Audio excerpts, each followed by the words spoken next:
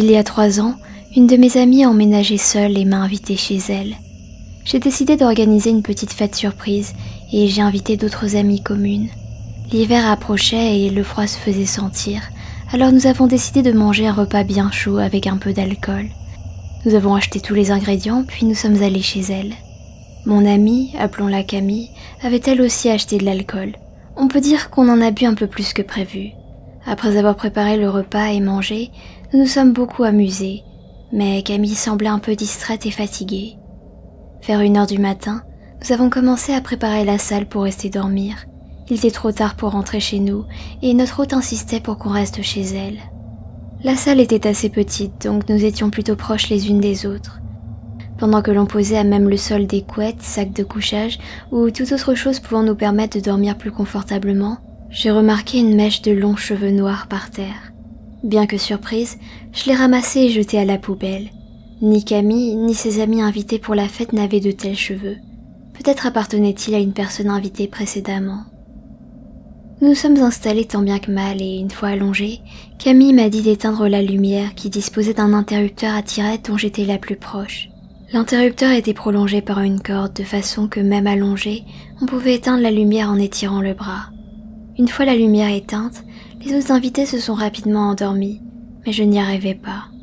Je n'ai pas l'habitude de dormir hors de chez moi, le sommeil tardait à venir. J'ai regardé l'heure sur mon téléphone portable. Il était 2h30 du matin. J'avais pourtant besoin de me reposer. J'ai à nouveau fermé les yeux.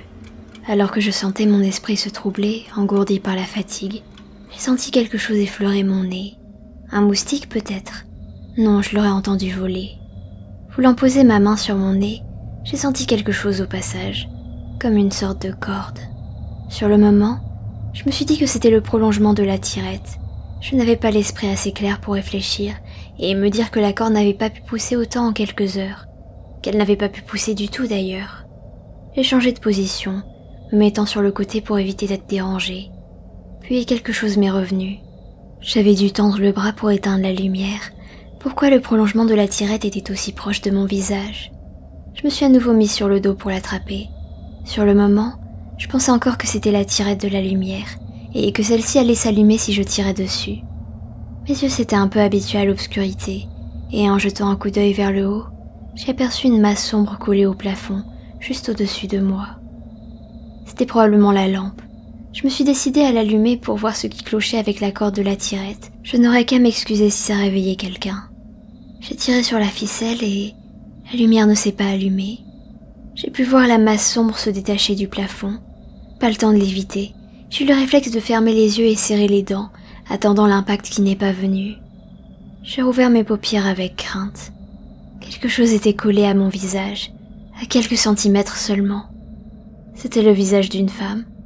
Quand mes yeux se sont à nouveau habitués à l'obscurité, j'ai pu discerner certains de ses traits. Ses yeux étaient sombres, comme injectés de sang. Son visage était déformé par un horrible rictus. Je ne me souviens pas de ce qu'il s'est passé après. Quand je me suis réveillée, le soleil s'était déjà levé, mais mes amis ronflaient encore. J'ai senti quelque chose dans ma main. En levant le bras pour approcher la chose que je tenais de mon visage, j'ai senti un frisson parcourir mon dos. C'était une mèche de cheveux, aussi épaisse que celle que j'avais jetée la veille. Je me suis levée d'un bond pour la mettre elle aussi à la poubelle, avant de m'enrouler toute tremblante dans la couverture.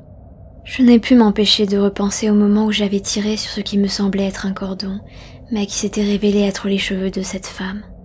Lorsque tout le monde s'est réveillé, les invités ont dû partir car elle travaillait ce jour-là. Je suis restée pour aider Camille à ranger et nettoyer son appartement. Malgré les plaisanteries que j'ai tentées pour détendre l'atmosphère, elle est restée totalement silencieuse pendant tout ce temps. C'est à peine si elle m'écoutait. Elle semblait soucieuse, comme perdue dans ses pensées. Juste avant que je ne parte, elle m'a attrapé le bras, le serrant si fort qu'elle en a laissé des marques rouges. J'ai jeté un coup d'œil à son visage.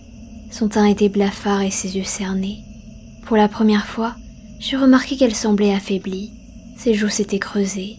« Toi aussi tu peux la voir », m'a-t-elle demandé, chuchotant presque. J'ai acquiescé d'un simple hochement de tête, trop surprise pour émettre le moindre son. Elle a commencé à me raconter ce qu'elle avait vécu depuis son emménagement, un peu moins d'1 mois auparavant. La première semaine, Rien de particulier ne s'était passé. La maison était pleine de cartons, et Camille était trop occupée pour prêter attention à certains détails. Une fois ses affaires déballées et le studio rangé, elle avait remarqué la présence de longs cheveux noirs éparpillés un peu partout. Une dizaine de jours après avoir emménagé, les cheveux étaient devenus des petites mèches qu'elle retrouvait souvent le matin près de son canapé. Au bout de 2 semaines, elle avait la sensation d'être observée, que quelque chose surveillait ses moindres faits et gestes. C'est seulement quelques jours avant la fête, soit 3 semaines après l'emménagement, qu'elle avait vu cette chose pour la première fois. Alors qu'elle tentait de dormir, elle avait entendu un bruit léger, une sorte de frémissement. Surprise, elle avait observé les alentours, ses yeux s'habituant peu à peu à l'obscurité. Quelque chose dépassait de la table de nuit, une sorte de corde. Comme celle-ci était à portée de main, elle avait tiré dessus, révélant l'horrible visage de la femme aux yeux injectés de sang. Elle ne savait pas si elle s'était évanouie, mais lors de son réveil, il faisait déjà jour. Les jours suivants, cette femme lui était apparue chaque nuit. Son invitation n'était qu'un prétexte pour ne plus être seule avec cette entité et vérifier qu'elle n'était pas en train de perdre la tête. Si elle avait paru distante pendant la fête que nous avions organisée, c'était parce qu'elle pensait à cette chose. Elle savait que, d'une certaine façon, nous fêtions son emménagement dans un appartement qu'elle quitterait bientôt. À vrai dire, elle avait déjà commencé les démarches pour déménager.